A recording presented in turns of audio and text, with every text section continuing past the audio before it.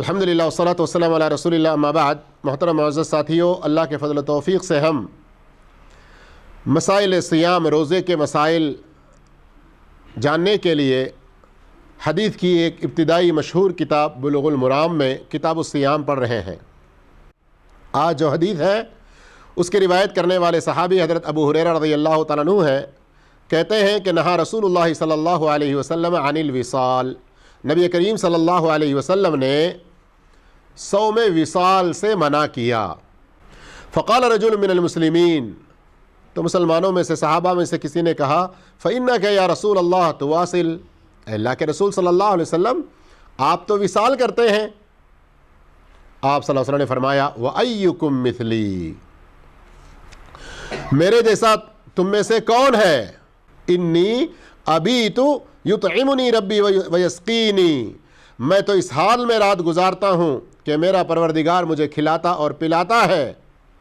فلما ابوا ان ينتهوا عن الوصال، جب لوگوں نے وصال سے باز آنے سے انکار کر دیا، واصل بهم یوما ثم یوما، تو آپ صلی اللہ علیہ وسلم نے ان کے ساتھ ایک دن پھر دوسرے دن کا وصال کیا۔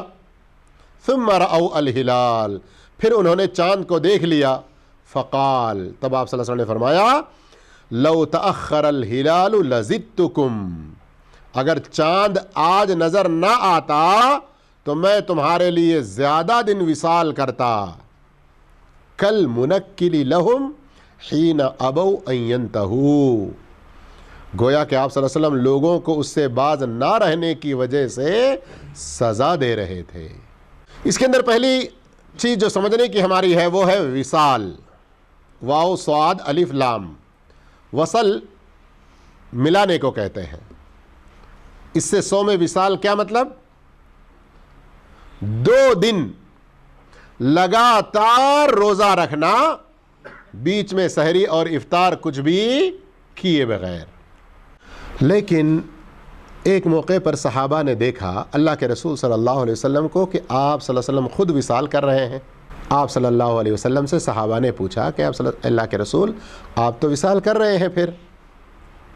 تو آپ صلی اللہ علیہ وسلم نے جواب میں فرمایا، ایکم مثلی، تم میں میرے جیسا کون ہے؟ کیا مطلب اس کا؟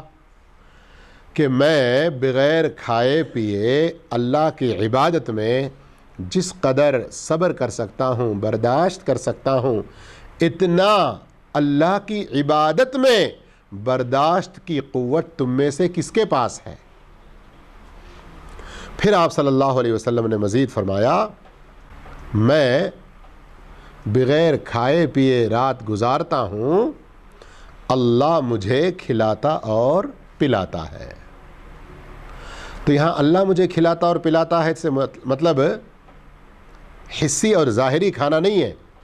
اللہ کے رسول صلی اللہ علیہ وسلم کو اللہ رب العالمین نے یہ خصوصیت عطا فرمائی کہ اللہ کی عبادت میں جس قدر برداشت کی قوت آپ میں تھی، آپ کو گویا کہ کھانے پینے کی کوئی ضرورت بھی محسوس نہیں ہوتی۔ اور آپ صلی اللہ علیہ وسلم نے جو منع فرمایا کہ وصال نہ کرو، اس کی بھی حکمتیں متعدد ائمہ کرام نے بیان کی۔ وہ کیا کہ انسان اس طرح وصال کرتے رہنے سے کہیں اس کی بدن میں کمزوری لاحق ہو جائے، ناتواں ہو جائے، اور اس کے اندر تھکان ایسی ہو کہ کہیں لگاتار روزے رہنے کی وجہ سے بدن میں ایسی کمزوری نہ آ جائے کہ روزانہ کے دوسرے فرائض اس سے چھوٹنے لگیں۔ یہ بھی بہت بڑی حکمت ہے۔ اور یہاں ایک حدیث کے اندر ہم جو لفظ پڑھ رہے ہیں، فلما ابوا ان ينتهوا، تو یہاں ایک لفظ جو پڑھ رہے ہیں کہ صحابہ وصال سے باز نہیں آئے، تو نعوذ باللہ ثم نعوذ باللہ نستغفر اللہ، کسی کے دل میں یہ خیال نہ آئے کہ صحابہ نے نافرمانی کے جذبے سے آپ کی بات نہیں مانی، یا صحابہ نے نافرمانی کی، ایسا کسی کے دل میں کوئی وسوسہ نہیں آنا چاہیے۔ کیوں؟ یہاں صحابہ مخالفت نہیں کیے، صحابہ نے نافرمانی نہیں کی، بلکہ صحابہ کو بھی نیکیوں کا شوق پیدا ہوا. آپ صلی اللہ علیہ وسلم کو تو دیکھ رہے ہیں وصال کرتے ہوئے, تو آپ کی اقتدا اور اتباع میں ایسا انہوں نے کیا. تو صحابہ کے بارے میں یہاں یہ ہمارا ایمان بھی درست ہونا چاہیے. من لم يدع قول الزور والعمل به, جس نے جھوٹ بولنا اور اس پر عمل کرنا نہ چھوڑا, والجہل, اور حماقت و بے وقوفی کو ترک نہ کیا, فلیس للہ حاجۃ فی ان یدع طعامہ وشرابہ, تو اللہ تعالیٰ کو اس کے کھانے پینے کو چھڑانے کی کوئی ضرورت نہیں ہے. آئی سمجھ میں بات؟ وہ چھوٹی سی حدیث ہے, الفاظ حدیث کو اور اس کے معانی کو سمجھنے کی کوشش کریں, لیکن مفہوم اس کے اندر بہت وسیع ہے. جیسے ہمارے اردو میں کہتے ہیں سمندر کو کوزے میں بھر دیا. حدیث پھر ایک مرتبہ سنیے اس کا ترجمہ. جو شخص جھوٹ کہنا اور جھوٹ پر عمل کرنا اور بے وقوفی کو نہ چھوڑے, اللہ کو اس کے روزے کی کوئی ضرورت نہیں ہے. کتنی باتوں کو چھوڑنے کا ذکر آیا؟ کیا کیا؟ جھوٹ کہنا, جھوٹ پر عمل کرنا, اور بے وقوفی کی باتیں ہو, حرکتیں ہوں. جو ان کو نہیں چھوڑتا, کیا سزا سنائی گئی؟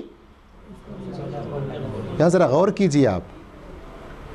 یہ نہیں کہا اس کا روزہ برباد, اس کو اتنا گناہ, اتنا وہ ہے, سزا ہے ویسی ایسی. فلیس للہ, اللہ کے لیے اس کے اس روزے کی کوئی ضرورت. آپ لوگ اس سے پہلے رمضانوں میں کئی بار سن چکے ہیں, روزے کے بارے میں ایک خاص بات کیا آئی جو کسی دوسرے عمل کے بارے میں نہیں ہے. اللہ کیا کہتا ہے روزے کے بارے میں؟ الصوم لی, روزہ کس کے لیے ہے؟ خود اللہ کہتا ہے. بندہ کھانا چھوڑتا ہے, پینا چھوڑتا ہے, اور ایک روایت میں اپنی خواہشات کو چھوڑ دیتا ہے, کس کے لیے؟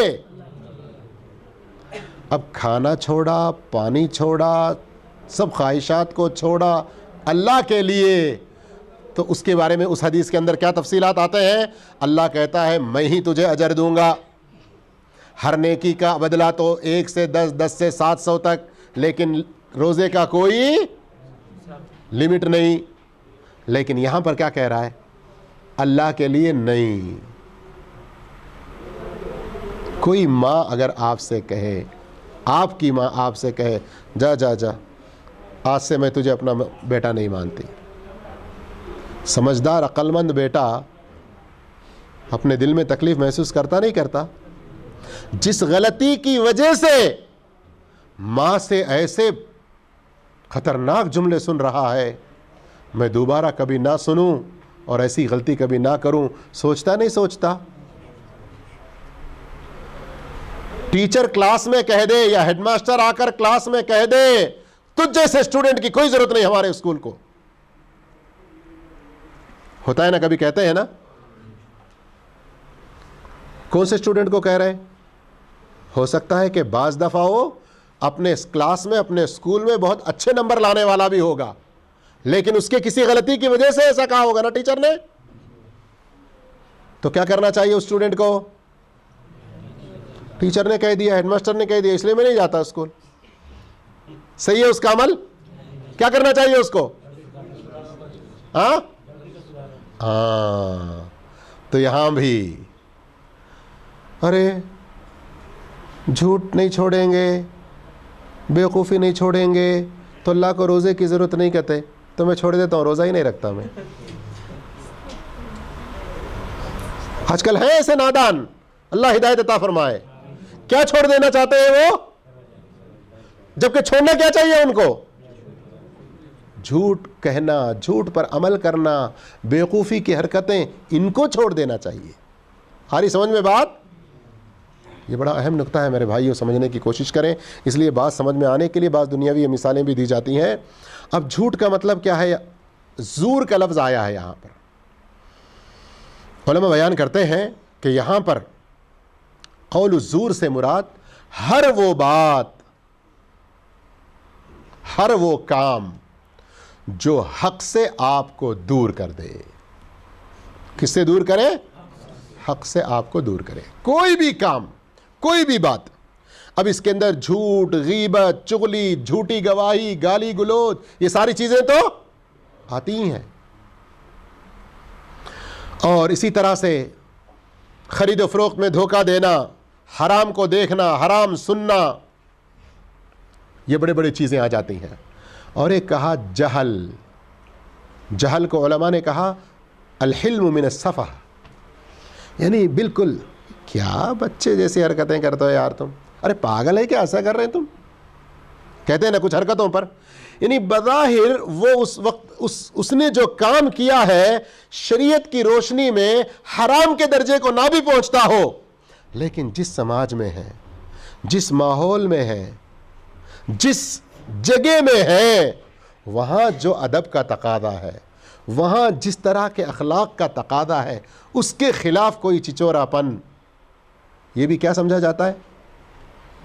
مسجد میں آئے ہیں لنگی اٹھا کے، گھٹنے سے بھی اوپر اٹھی ہوئی ہے، یوں بن کے جیسا کہ آپ ابھی کھیت میں اترنے والے ہوں، کیا کہا جائے گا؟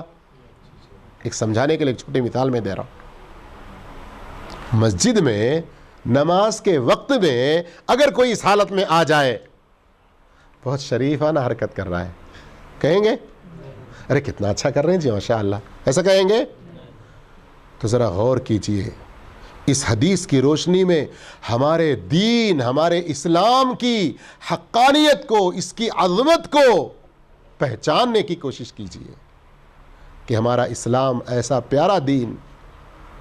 ہم لوگوں کی مصیبت کہ ہم نے دین کو نہیں پڑھا، ہم نے دین کو نہیں سیکھا، دین کو سمجھنے کی کوشش نہیں کی. فلموں سے ہمیں چھٹکارا نہیں مل رہا.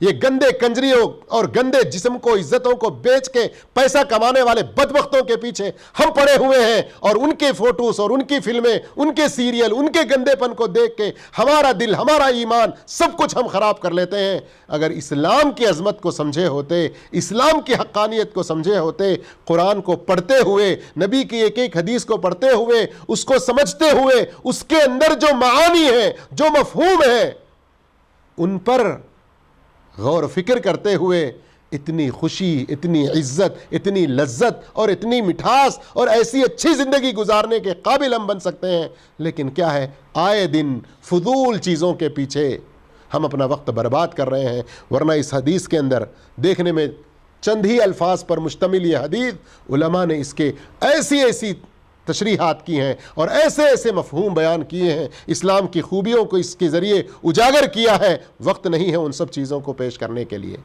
آخری بات ایک یہاں پر میں یہ پیش کر دوں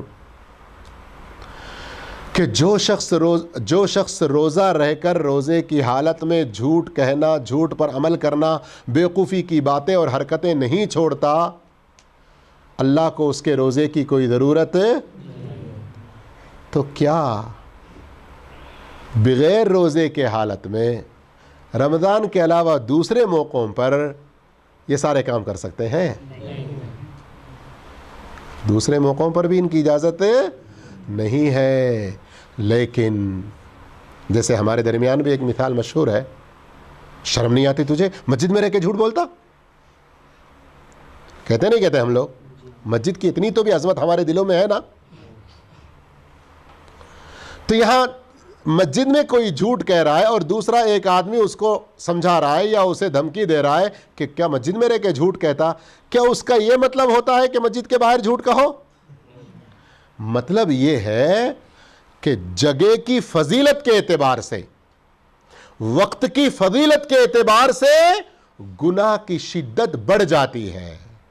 آئی سمجھ میں بات؟ رمضان فضیلت والا مہینہ ہے نہیں ہے؟ مکۃ المکرمہ میں مسجد الحرام، کعبۃ اللہ جہاں ہے، اس کے اطراف جو مسجد حرام ہے، وہ ایک مقدس فضیلت والی جگہ ہے نہیں ہے؟ تو وقت رمضان اس طرح وقت میں یا جگہ میں، اسی کو عموماً کیا کہا جاتا ہے؟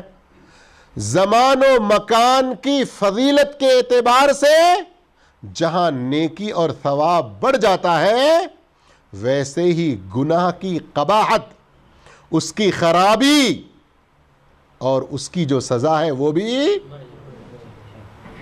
اس کو محسوس کرنے کی کوشش کریں۔ تو انشاءاللہ امید ہے کہ آج تو بہت کم ہی حدیثیں پڑھے ہیں، لیکن فائدے اس سے جو حاصل کیے ہیں وہ انشاءاللہ یاد رکھیں گے نا، عمل کرنے کی کوشش کریں گے۔ اللہ سب سے پہلے کہنے والے کو اس کی نیک توفیق عطا فرمائے، سارے سننے والوں کو بھی نیک توفیق عطا فرمائے۔ اللہ رب العالمین ہم تمام کو اپنے دین کو سیکھنے، سننے، سمجھنے، پڑھتے رہنے، غور و فکر کرتے رہنے اور اس کے مطابق اپنی زندگی گزارنے کی توفیق عطا فرمائے۔ جزاکم اللہ خیرا وآخر دعوانا الحمدللہ رب العالمین۔ السلام علیکم ورحمۃ اللہ وبرکاتہ۔